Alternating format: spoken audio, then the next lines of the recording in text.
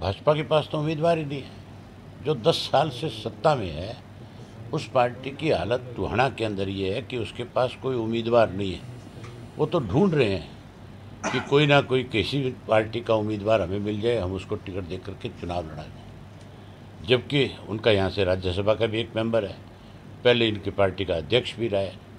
और उसके बाद अगर भारतीय जनता पार्टी की टूहना में ये हालत है तो पूरे प्रदेश के अंदर क्या हालात होंगे। अब भारतीय जनता पार्टी सत्ता से बाहर हो रही है और कांग्रेस में बहुत बड़ी भगदड़ मचेगी। आप देखना, आज ही जो लिस्ट जारी हुई है कांग्रेस की 20 लोगों की, आप शाम तक खबरें सुनोगे कि अनेक लोगों ने आज कांग्रेस पार्टी को अलविदा कर दिया। ये ट्रायल है उनका।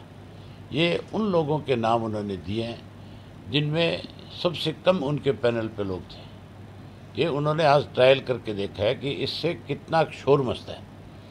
अगर पूरी लिस्ट आ जाए तो फिर आप ये खुद मानोगे कि कांग्रेस पार्टी जो लंबे समय से ये कह रही है कि हम सत्ता में आएंगे, वो सत्ता से बहुत दूर चली गई।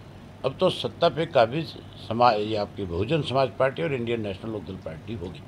टोहाना से होगा अगर हल्का से उस पर प्रकाश डालें। हम कल बैठ करके आपस में इस बारे में चर्चा करेंगे। हमारा समझौता आपस में हो चुका है।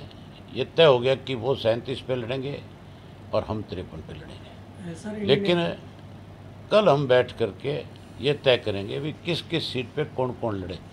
अगर बहुजन समाज पार्टी कहेगी कि हमें इलाहाबाद चाहिए तो मैं उनको दे दूंगा। हमारा इस बात पे कोई विवाद नहीं है। ये विवाद कोई खड़ा करने की कोशिश करेगा, हमें इस चीज़ को ठीक करना तय कर लेंगे अपने आप।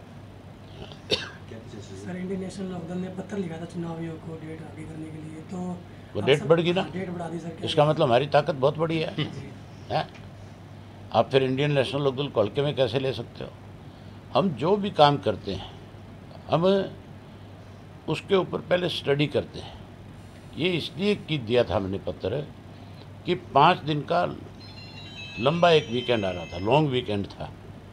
और वो 5 दिनों में बच्चे जो हैं आजकल, चाहे वो गांव के हैं, चाहे वो शहर के हैं, चाहे मीडियम क्लास के हैं, चाहे अपर क्लास के हैं, सब लोगों की इच्छा होती है कि जब छुट्टियां हो तो हम घूमने जाएं। उस 5 दिन के वीकेंड के अंदर बहुत सारे लोग हरियाणा के घूमने चले जाते हैं। इससे 10, 12, 15% मतदाता जो है वोट से वंचित हो जाता है। 4 दिन में कोई फर्क नहीं पड़ने वाला। तो 5 तारीख को मतदान हो जाएगा, क्या फ़र्क पड़ जाएगा उसमें? 4 दिन में कौन सा कोई हाहाकार मचने वाला है? ठीक है, कम से कम वो लोग घूमने जाएंगे अपने बच्चों के साथ और घूम के फ्रेश होकर के आएंगे बिल्कुल, और आते फिर भाजपा को और कांग्रेस की अच्छी तरह से तसल्ली कराएंगे।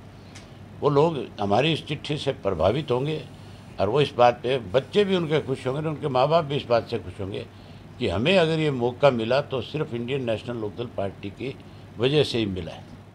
हमसे जुड़े रहने के लिए हमारे YouTube चैनल को सब्सक्राइब करें और नई वीडियो की नोटिफिकेशन के लिए बेल आइकॉन को दबाएं। अगर आप ये वीडियो Facebook पर देख रहे हैं तो लाइक जरूर करें और ज्यादा से ज्यादा शेयर करें। धन्यवाद।